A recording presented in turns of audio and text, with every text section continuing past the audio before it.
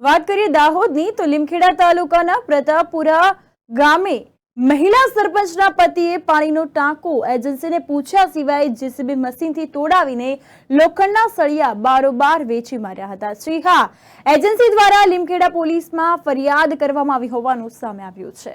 તો લીમખેડા તાલુકાના પ્રતાપપુરા ગામે ડુંગરી ફળિયામાં કનેક્ટિવિટીનો 70,000 લીટરનો પાણીનો ટાંકો બનાવવામાં આવ્યો હતો, ત્યારે હલકી કક્ષાની અને નબળી કામગીરીને કારણે સરકાર દ્વારા આ પાણીના ટાંકાને તોડવાનો લેટર આપવામાં આવ્યો હતો, પરંતુ માજી મહિલા સરપંચના પતિ નરેન્દ્રભાઈ પટેલે એજન્સીને જાણ કર્યા વગર જેસીબી મશીન લાવીને આ પાણીના ટાંકાને તોડાવી લોખંડના સળિયા બારોબાર વેચી માર્યા હતા।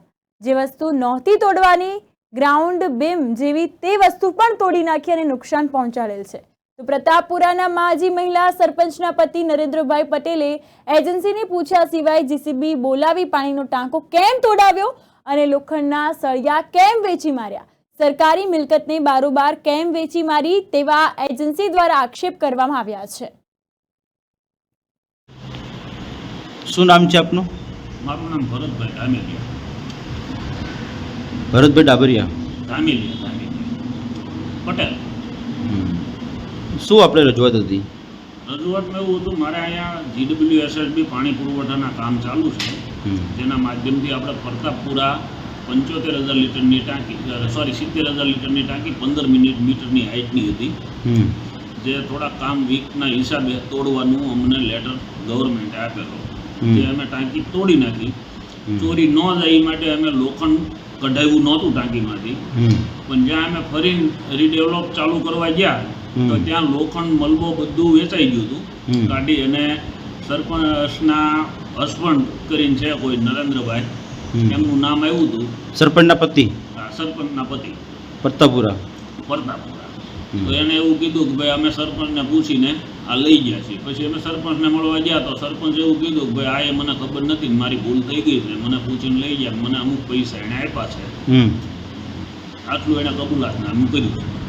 બાકીના વિટનેસ બધા અમારી પાસે છે, કયું મશીન આવ્યું હતું તોડવા, કઈ આ પ્રતાપપુરા આપણે પાણીયાની એક કોઈ પિકઅપ કરીને વાન છે, તે વાનમાં એ લોખંડ ભરી અને ક્યાં લઈ જાય એ અમને ખબર નથી। એવું કોણ કે છે? સરપંચના પતિ કે છે નરેન્દ્રભાઈ? ના, નરેન્દ્રભાઈ નહીં, અહીં લોકલ માણસો કહેતા હતા, લોકલ માણસો, જે મારી ટાંકીની આજુબાજુમાં જે ગામજનો રહેશે એ લોકો કહેતા હતા। તો આપનું શું કેવું છે કે આ લોખંડ સરપંચના પતિએ વેચી દીધું એમ? હવે હું એવું તો ના કહી શકું કે એના પતિએ વેચી નાખ્યું, પણ એના પતિએ કબૂલાતનામું કરી લીધું છે કે ભાઈ પેમેન્ટ મને એને આપ્યું છે, તો પેમેન્ટ તો કઈ રીતે લીધું? વેચ્યું હોય તો જ પેમેન્ટ આપે ને? હા, લોખંડ વેચ્યું હોય તો જ પેમેન્ટ એને આપે ને? હા, એ રીતની એને વાત કરેલી છે મને। તો કેટલું પેમેન્ટ આપ્યું ખબર છે?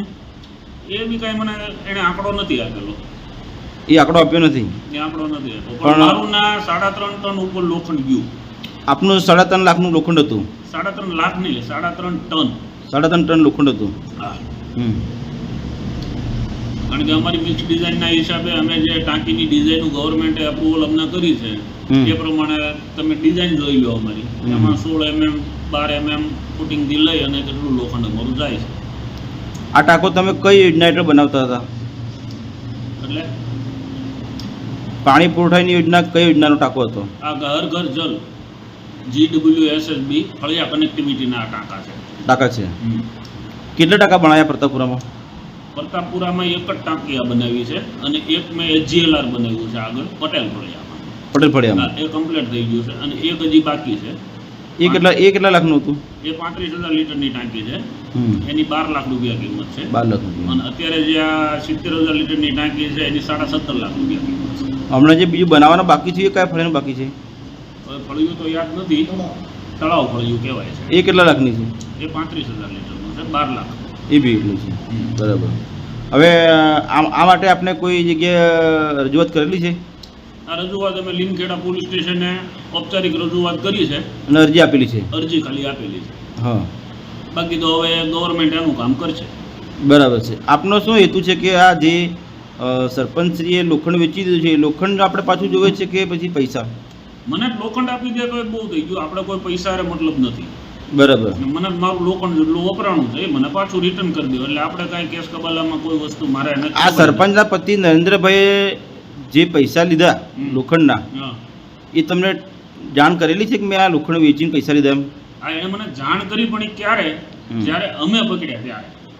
એણે પહેલા અમને જાણ નહોતી કરી, નથી કરી. કે અમને પૂછીને એને તોડાવ્યું કે આ એ તો ગવર્મેન્ટનું તો મારું હતું, હું તોડાવીને ના વેચીને આવું. હા હા. હવે મારું નથી, એ તો ગવર્મેન્ટ GWSSB ની રક્ષણમાં ઈ આવે. તો તમને પૂછ્યા વગર બધું કામગીરી કરી? આ મને પૂછ્યા વગર કામગીરી કરી. અમે તો સાઇટ ચાલુ કરવા માટે ત્યાં પહોંચ્યા, તો જોયું તો ત્યાં અમારું કોઈ પણ જાતની વસ્તુ પડી નહોતી. બરાબર. બધું ચોરાઈ ગયું. બધું ચોરાઈ ગયું. આજુબાજુ વાળા પાસે એમને જાણ કરી, પૂછ્યું તો એમ કીધું કે સરપંચ આવ્યા હતા અને એમને પૂછીને આ લોકો આવ્યા હતા મશીન ને બધું લઈને તોડી અને એ બધું લઈને વી ગયા છે. કે જે મારા કામની વસ્તુ હતી એ એને તોડી નાખી. ગ્રાઉન્ડ બીમ ને એ બધું અમારે રાખવાનું હતું. રાખવાનું હતું. એની બદલીમાં એ પણ તોડીને નીકળી. તોડી નાખ્યું. હા, મારે તો જ્યાં સુધી ખરાબ હતું ત્યાં સુધી તોડવાનું હતું. એટલે સરપંચે એની મનમાનીથી, સરપંચના પતિ જે વર્ષાબેન છે એના પતિ નરેન્દ્રભાઈ એની મનમાનીથી બધું કર્યું. આ તો એવું જ થયું ને. એની મનમાની થઈ ગઈ ને. હમ. બરાબર. તો એને જે આ પૈસા લીધા એ આપને જાણ પણ નથી કરી કે હું આ આટલા લઉં છું એમ? એટલે અને પૈસાની આમાં વાત જ નથી અને આવતી.